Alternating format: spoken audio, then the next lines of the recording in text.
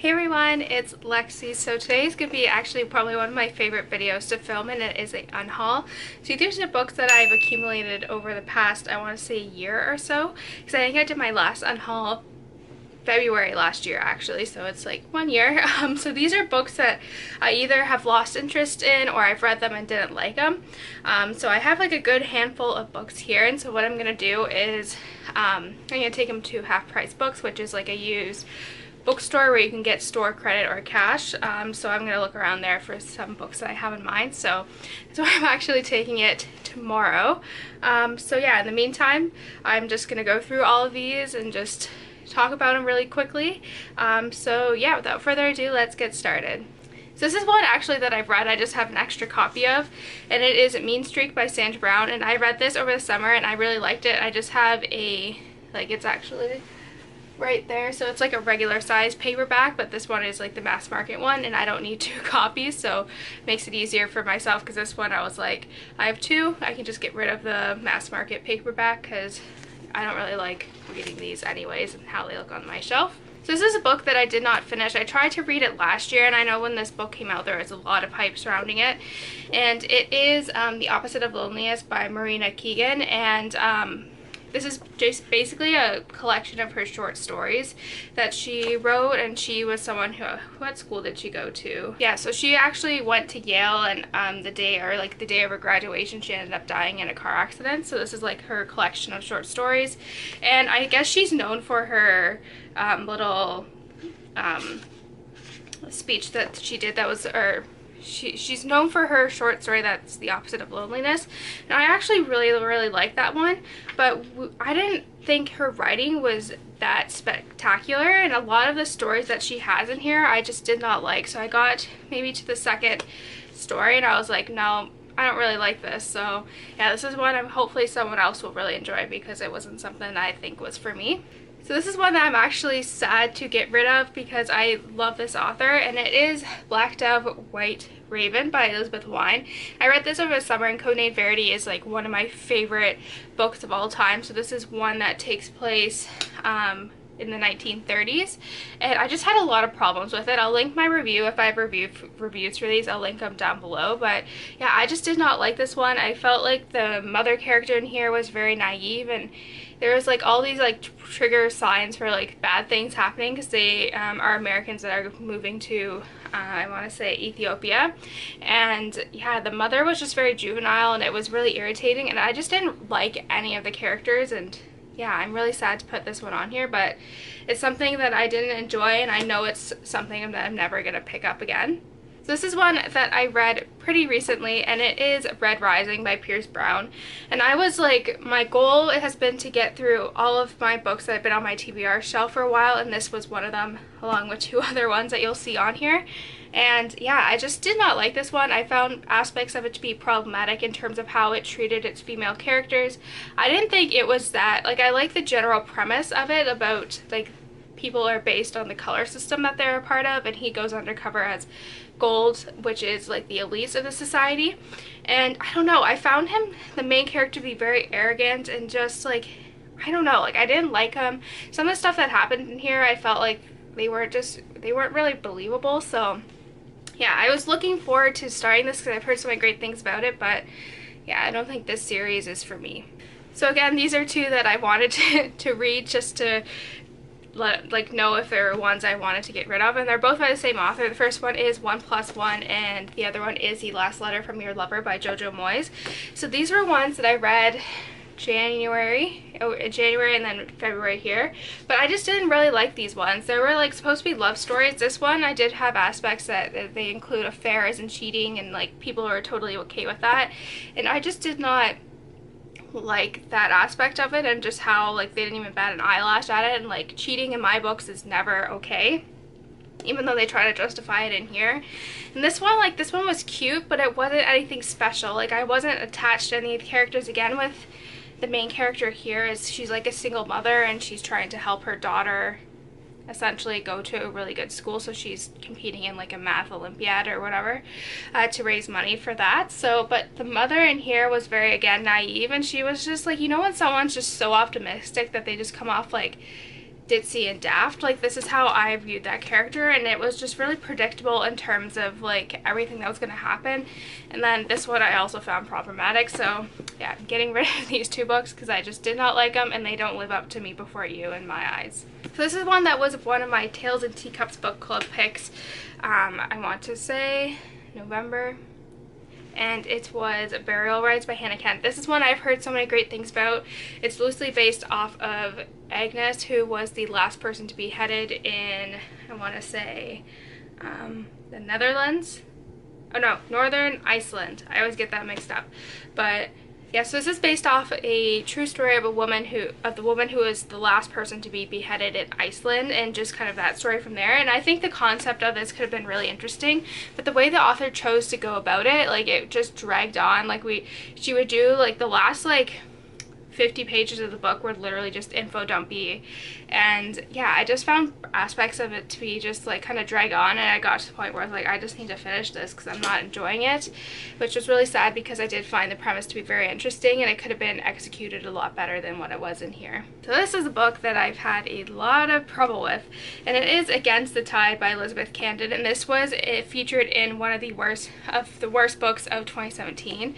And basically it follows a girl named Lydia who takes place in the 1800s, who works at like a naval yard doing like she does like interpretation and all that stuff. And so she crossed paths with this dark and mysterious man, and he basically ruins her life.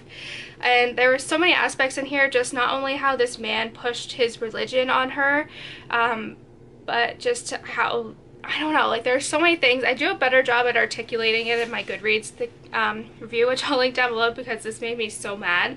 But yeah, I feel like a lot of the problems in our world, in our society today, are because people push people to believe in certain religion and all that stuff. So I did find this to be very, very problematic, and I just had a lot of issues with it, and I am happy to see it go. So this isn't one that I necessarily don't want to read.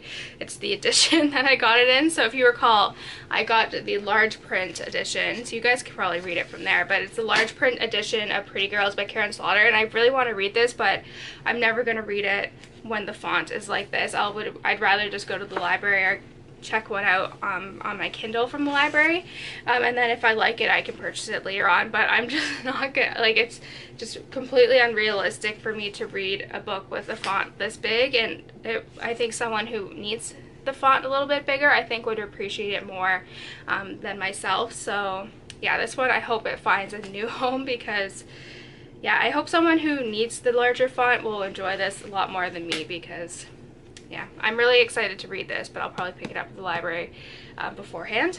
So this is actually a I read this in grade 8, and I just honestly want to get rid of it. And it is the Midsummer's Night Dream by Shakespeare, and I like hated Shakespeare. I still hate Shakespeare. What is this? Oh, yeah, I remember we had to recite, yeah, this is April 17th, 2007. So yeah, we had to like recite one of the monologues in here, and I'm a really anti Shakespeare in general, and it's not something that I will ever pick up. And I have all this stuff in here. It's like, yeah, this is, let's see.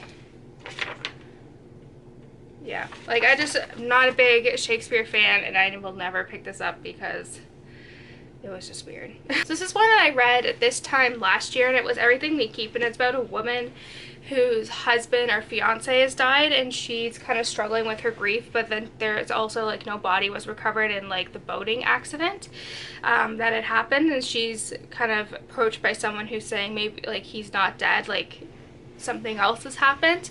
So it kind of goes off of there, and I found the premise to be really interesting, but it was just really predictable, and I don't know, like I just didn't like the story. Again, there are aspects that I did find problematic in here, and it was just, I found like the mystery aspect I really enjoyed, but everything else, it was just kind of bland, and it wasn't anything special, so it won't be something I can see myself ever wanting to pick up in the future. So I decided, why not give it a better home? This was the Tales and Teacups book club pick, I want to say in April, and it was Modern Girls by Jennifer S. Brown, and this is again another book that was featured in my worst books of 2017.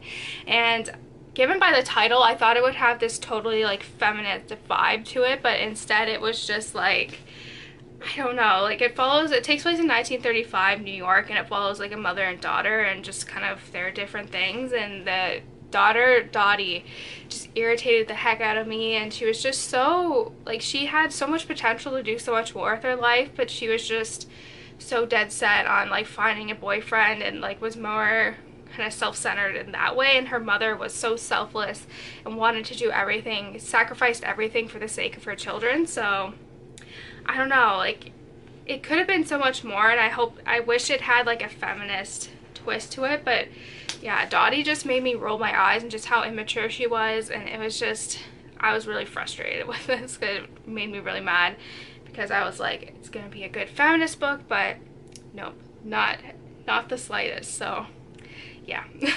So finally, these last 3 books are ones that I've just lost interest in. I did try to read this one here, The Man in the High Castle by Philip K. Dick, and this is like an alternate history, I want to say, if Nazis won World War II, and I read maybe like 30 or so pages in here. The writing style in here is very strange, and it was just, I don't know, because I know like the TV show on Amazon that's based off of this seems really interesting, and I was like, oh, I'll have to read the book first. But yeah, I just wasn't really interested in it, and I know like this is like one of the classics, and I don't know, I had a lot of problems with it. So yeah, I was really sad, because I am a World War II like junkie, and it's like totally up my alley. But yeah, I wasn't connecting with the book. Lastly, these are 2 that I've had on my shelf for a while, and I've just lost interest in them. And I also noticed like they have very bad reviews on Goodreads, so I'm not willing to take a chance on them. And maybe if they're diamond in the rough, I just don't want to take a chance on them. And the first one is The Wedding Dress by Rachel Hauck. And the next one is War Brides by Helen Bryan. And this was one thing that I thought would be really interesting, but I was looking on Goodreads, and people are saying like it was not good at all. Like there's better World War II books centered around women. So yeah, I was really disappointed with this, because I did find the premise to be really interesting, but it just follows like the roles that women had during World War II. But I guess like the way the author chose to do it was not good. And then this one, I didn't realize it when I bought it. It was a very religious book, and I don't know, like everyone's allowed their own opinion for religion. I just don't really like, I'm not religious myself, so anything that's kind of centered around there, it just doesn't interest me. But like I did find the premise of it to be interesting, where this girl finds a vintage wedding dress, and it kind of does a dual storyline for the original women who wore it and then the one who is wearing it now. So which I did find to be, or 4 brides, 1 dress, to be interesting. But apparently this is a very religious book, so I know it's something that I wouldn't really like. So that's it, guys. Thank you guys so much for watching. Let me know in the comments below what you feel about some of these books, or what are some of the books that you are going to be unhauling soon. So yeah, thank you guys so much for watching, and I will see you guys next time. Bye, guys.